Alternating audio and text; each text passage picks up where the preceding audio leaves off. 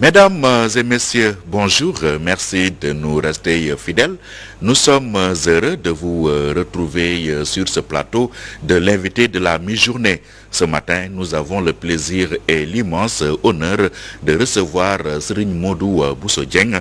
Il est le coordonnateur de la CIFAR, la Confédération internationale des familles religieuses. Il est aussi homme politique. Serigne Modou Bousso Dieng, bonjour. Bonjour Pierre, bonjour à tout le monde. Merci d'avoir accepté notre invitation. Avec plaisir. Alors, l'actualité, c'est cette polémique née au lendemain de l'annonce de l'achat de l'avion présidentiel. Le Sénégal qui se dote d'un avion flambant neuf. Alors, le gouvernement, pour l'instant, ou en tout cas, invoque donc le secret défense pour ne pas communiquer le montant exact qui a servi à acheter cet aéronef. Vous, qu'est-ce que vous dites? C'était une nécessité pour le Sénégal ou en tout cas les urgences étaient ailleurs pour notre pays? Pour dire vrai, j'ai été vraiment abattu quand j'ai appris cette information. Parce qu'en réalité, je pense que avec la situation actuelle que vit le Sénégal, je pense qu'il est inhumain de parler vraiment d'un achat d'un appareil aéronef. En réalité, pas plus tard que la semaine passée, nous avons vu une dame meurre en cours de route parce que faute d'ambulance. Il n'y a pas de véhicule qui peut transporter les femmes en état de grossesse aux hôpitaux. Dans ces circonstances que nous avons appris que le président a acheté un appareil de 100 milliards de francs CFA. 100 milliards, non. Bon, on évolue le prix à 60. 60 milliards, à 100 milliards quand même. 60 milliards, mais pour personnaliser cet appareil, il faut qu'il y ait changement intérieur, forcément, parce que comme lui, il ne voit pas de rouge, il faut qu'il personnalise cet avion en installant des lits, les fauteuils, forcément qu'il y ait de bleu, comme qu'il ne veut pas du rouge. Donc voilà. De toutes les façons, il est inhumain, il est inacceptable, comme j'ai l'habitude de dire, vraiment il est temps d'agir. Parce que j'ai été choqué, comme tous les Sénégalais, le moment où 80% de nos hôpitaux n'ont pas d'ambulance, n'ont pas de véhicules qui transportent les femmes. Matam, on transporte les femmes par des charrettes. Aujourd'hui, que le président achète un appareil qui n'est vraiment pas nécessaire, parce qu'il y a plusieurs pays d'ailleurs qui n'ont pas d'avion présidentiel, commençant par le Maroc qui est un royaume très fort, 10 000 fois plus puissant que le Sénégal, n'a pas d'avion présidentiel. Plusieurs pays aussi n'ont pas d'avion, certains pays louent l'avion. Pourquoi le Sénégal achète un avion présidentiel tout neuf? Pour quelle raison? Non seulement que cela, mais un avion qui est plus cher dans la sous-région, un avion qui coûte plus de 60 milliards et quelques. Si vous prenez les autres pays comme le Bénin, comme Cap-Vert, exemple, leur avion présidentiel coûte 15 à 20 milliards. Mais le président Macky Sall a préféré acheter un avion de 160 à 100 milliards. C'est extrêmement grave. Et quand le gouvernement invoque le secret défense pour ne pas communiquer le montant, est-ce un argument valable selon vous?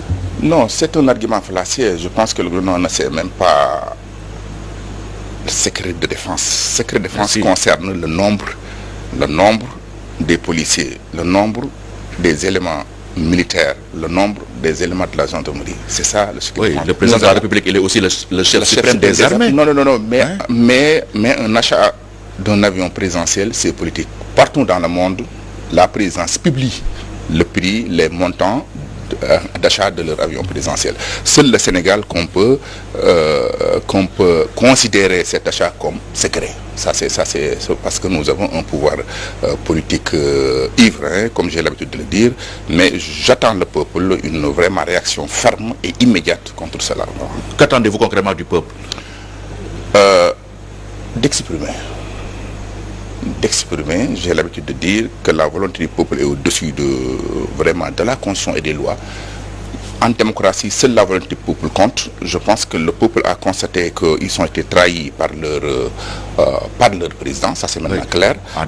En démocratie, le peuple exprime sa volonté dans les urnes. Le peuple l'exprime à leur façon et à leur manière. Parce que ce vote du peuple qui est un vote direct peut être toujours trahir. Combien de présidents qui ont trahi leur peuple? Combien de présidents qui sont cherchés par leur peuple en plein mandat constitutionnel. Je peux citer Blaise Compaoré et disons plusieurs présidents qui ont été cherchés parce que le peuple a constaté qu'ils ils sont trahis. Voilà. Le président de la République est coupable de haute trahison. C'est ce que vous êtes en train de nous dire. Vraiment, ça c'est clair. Parce que le fait qu'il cache cela, donc montre le mauvaise foi. Mais aussi, je dois poser plusieurs questions. Pourquoi Macky Sall attend qu'il lui reste 3 ans qu'il achète un avion? Ce qui n'est pas prioritaire d'abord. Tu sais, avec je ne dis pas 100 milliards, mais je dis 60 milliards simplement, nous pouvions avoir 15 grands hôpitaux, disons de niveau 4, qui peuvent abriter des maternités équipées et tout, pour sauver nos femmes. Parce que aussi, le problème actuel, c'est nos femmes. Combien de femmes qui meurent par minute au Sénégal en donnant la vie? Mais tout ça, je pense que le président Sall ne le considère pas nécessaire. Pour lui, l'important c'est acheter un avion, être à luxe. Mais l'avion est estampillé avion présidentiel, pas avion Macky Sall. Demain, si vous êtes président, vous allez l'utiliser. Mais bien sûr, mais le président ne considère pas qu'il doit construire 15 hôpitaux dans ces 60 milliards pour sauver les femmes, pour sauver les enfants, pour sauver les vieux. Il faut savoir aujourd'hui que l'économie sénégalaise est 1,5%. C'est le moment où Macky Sall choisit pour acheter un avion de 60 à 100 milliards. Donc, le moment où Macky Sall fait une hypocrisie en disant qu'il n'accepte plus que nos grands, que les hauts fonctionnaires achètent des véhicules de fonction, c'est le moment où Macky Sall achète en catimini un avion de 60 à 100 milliards. Ce qui n'est pas prioritaire parce que nous avons déjà un avion. Il y a des pays qui n'ont pas d'avion présidentiel. Il y a des pays qui louent l'avion présidentiel. L'avion qui est vétuste, selon le gouvernement. Non, c'est faux, ça. La pointe de Sarène. Non, écoutez, un avion qui a 20 ans. Mais écoutez, dans les appareils aéronefs, vous trouvez toujours des avions qui ont plus de presque 40 ans. Ce n'est pas nécessaire. Même si cet appareil est vétuste, mais il pouvait continuer de louer des avions, rien que pour se solidariser avec les Sénégalais qui vivent des moments les plus difficiles du monde. Je pense que... Le gouvernement dit que la commande a été passée en 2018. Je pense que... Mais il pouvait arrêter cette commande. Quand le président béninois arrive, il trouvait, disons, des contrats d'achat d'avions. Mais il les a arrêtés brusquement en disant que lui, il doit se Il a payé des pénalités. Voilà. Mais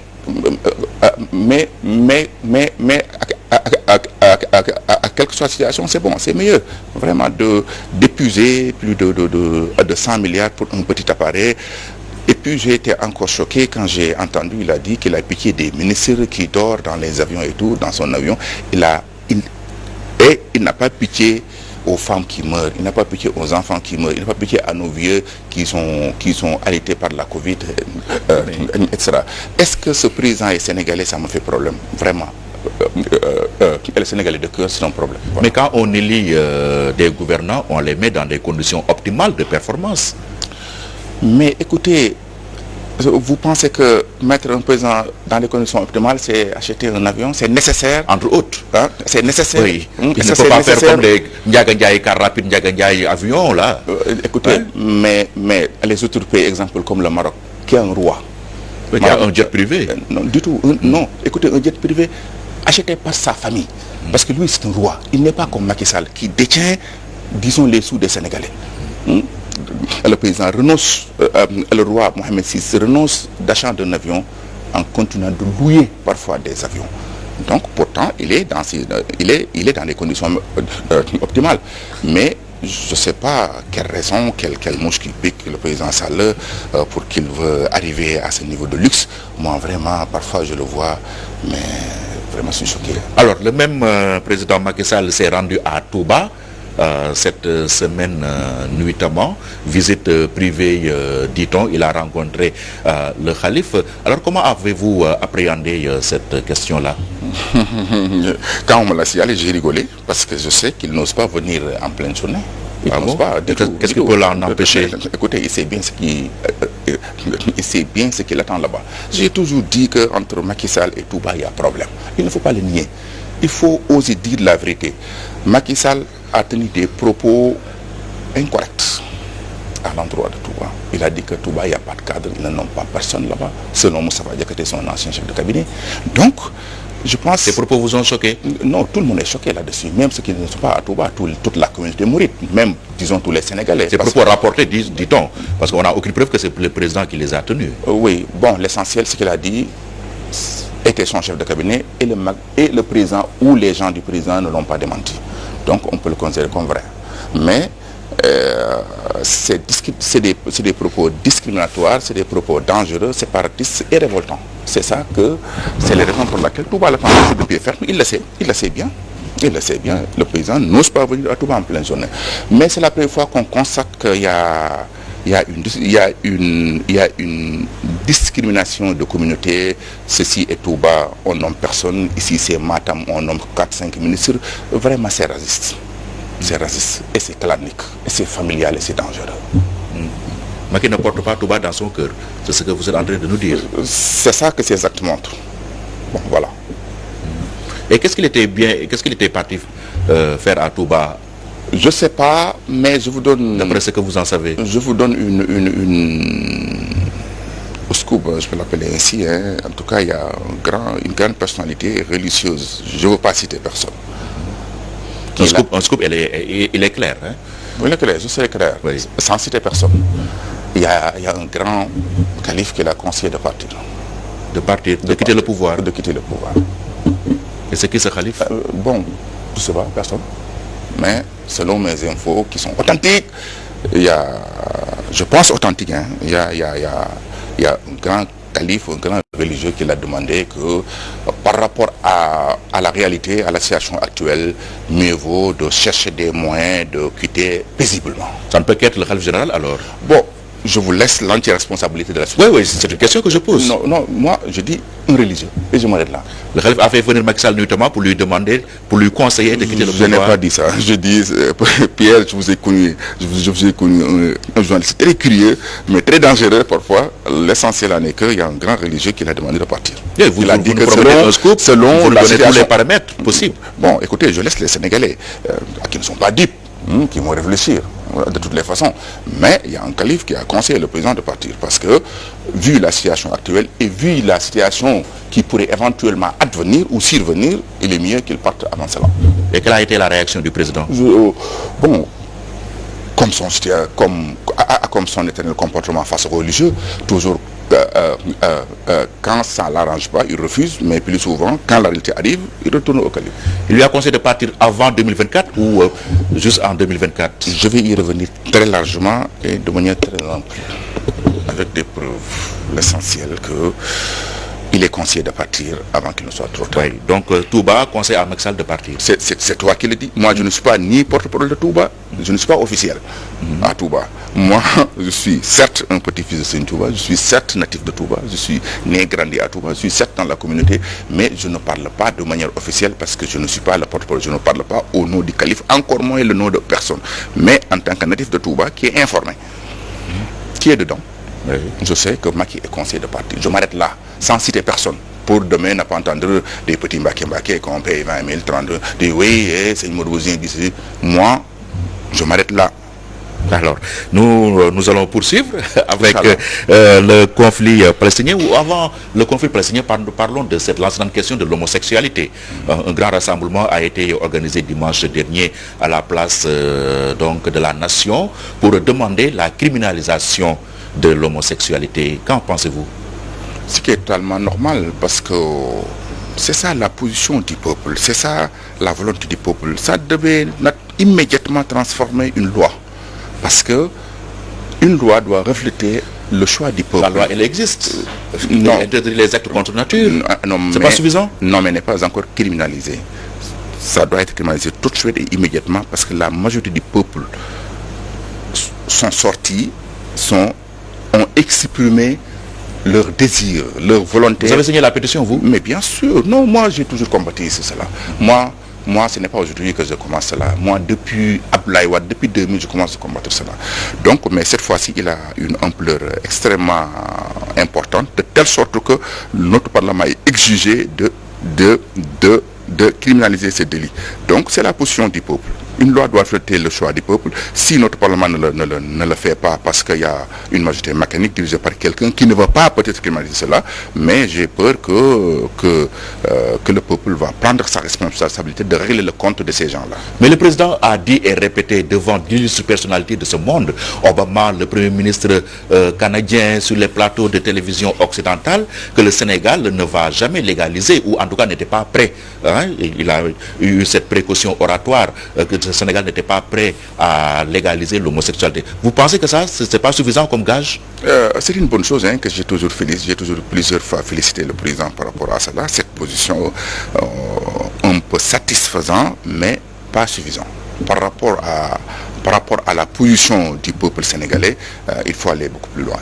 Il faut prendre, disons, des mesures beaucoup plus contraignantes, beaucoup plus fermes, beaucoup plus sévères contre ces homosexuels. Et quand des associations LBTI demandent à l'ambassade du Sénégal, de France au Sénégal de priver de visa les guides religieux qui ont signé cette pétition, s'ils voudraient se rendre en France par exemple, qu'est-ce que vous en pensez? Ma question, c'est que l'ambassade de la France est là pour les homosexuels ou il est là pour le peuple sénégalais? S'il est là pour le peuple sénégalais a exprimé sa volonté, qu'il doit prendre en compte. S'il n'est pas pour le peuple sénégalais et pour les homosexuels, on doit chercher l'ambassade de la France dès tout de suite. La France, c'est le pays des libertés. Non, du tout. Non, écoutez, maintenant, avec cette nouvelle génération, je pense que l'esprit franco-afrique, la domination de la France est terminée. C'est fini. Et tous les préfets de la France en Afrique vont être cherchés très rapidement.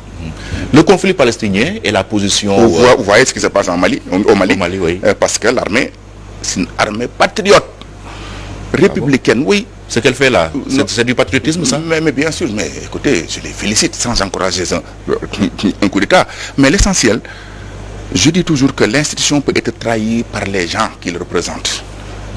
Parce que l'institution, même si la truc est représentée par des gens qui peuvent être traîtres. Et en ce moment, ces officiers ont pris la responsabilité de répondre à la demande de leur population. Ça veut dire qu'ils veulent une rupture avec la France. Ces nouvelles autorités ne l'ont pas fait. L'armée reprend la souveraineté du peuple et impose peut-être, disons, des nouvelles têtes qui vont respecter le choix du peuple. Voilà. Alors, le conflit palestinien maintenant, avec la position du gouvernement sénégalais que certains jugent trop mou, est-ce que vous êtes de cet avis? Mais c'est une position très faible, extrêmement faible, voire même en connivence. Je pense que tous les patriotes l'ont condamné. Oui, mais qu'est-ce que le Sénégal aurait pu ou bien aurait dû faire? Depuis le début du conflit, Senghor était un non-musulman, mais n'a jamais accepté que l'Israël ait une ambassade ici à Dakar. Parce qu'il a dit qu'il n'est pas musulman, mais cette question, c'est une question vraiment humaine. Vu ce qui se passe là-bas, les gens tués matin, midi, soir, ils refusent d'accepter une ambassade pour l'Israël à Dakar. Durant la règne de Senghor, ça n'a jamais été le cas. Diouf l'a accepté, mais en disant que le Sénégal n'aura jamais ambassade là-bas, tant que cette question n'est pas réglée de manière définitive. Wade a plusieurs fois convoqué l'ambassadeur de l'Israël ici pour dénoncer ce qui se passe là-bas. Mais avec Macky Sall, il appelle les deux parties pour se réconcilier, parce que, sans constater la réalité, sans constater qu'il y a un agresseur, il y a un voyou, parce que peut-être que l'Israël gère parfois les téléphones ou sa sécurité, je ne sais pas. Mais ce qui est important, c'est que cette position de Macky Sall n'est pas une position sénégalaise. C'est sa position personnelle qu'il exprime, mais le Sénégal il a fait au nom de l'État du Sénégal. Bon, en tant que chef d'État, je dis, mais combien de chefs d'État qui ont trahi leur peuple, qui ont pris des décisions qui ne sont pas acceptables par leur peuple. Les élections locales maintenant, la date du 23 janvier 2022 a été fixée par le président de la République. Comment les choses se présentent à votre niveau? Parce que vous êtes aussi homme politique. Bien sûr. Bon, je suis à Touba. À Touba, une seule liste existe là-bas. C'est la liste du calife qui préfère ce qu'il veut. J'accepte en tant que disciple, en tant que talibé. Je laisse le calife entière responsabilité de choisir les membres de ce conseil. Il n'y a pas de souci. Bon, au choix du calife, j'attends en tant que talibé discipliné. Je ne dis pas au calife fais-moi candidat, mais j'attends son choix et je le respecterai parce que je suis un talibé. Ok, mais le conseil départemental de Mbacké me concerne. Bon, même si je ne suis pas impressionné par un pouvoir, omnibulé par un pouvoir, moi, alhamdoulilah, je remercie Allah, il n'y a pas de souci. Mon combat, c'est pour la démocratie, mais pas pour, disons, pour des deals politiques, mais pour la démocratie en question. C'est ça qui est mon combat, alhamdoulilah, mais n'empêche que je... Tout le monde dit la même chose, hein? Vous dites? Tout le monde dit la même chose. Tous les hommes politiques, ils disent que oui, nous menons un combat de principe. Mais les Sénégalais, et tout. Il n'y a rien d'original dans cela. Mais les Sénégalais connaissent ce qui est sérieux et ce qui ne l'est pas. Je ne suis pas Mbroukso, moi. Alors, Idriss Seck appréciera. À son côté. Mais je serai candidat au conseil départemental de Mbacké et je pense que... Sous quelle bannière? Je pense actuellement, j'attends une large coalition de l'opposition, y compris tout le monde, et on va négocier là-dessus. S'il accepte de me la faire, alhamdoulilah, s'il n'accepte pas, je vais voir. Parce que en réalité, je suis majoritaire à Touba. C'est ça la réalité. C'est ça la vérité. Une jonction avec Pastef de Ousmane Sonko est envisageable? Possible. Tu sais que Ousmane Sonko n'a jamais été mon ami. Je pensais même le contraire. Mais par la force des choses, il est devenu petit à petit mon ami. Jusqu'à ce que, à partir du... Adji Sarr vous a rapproché? Voilà.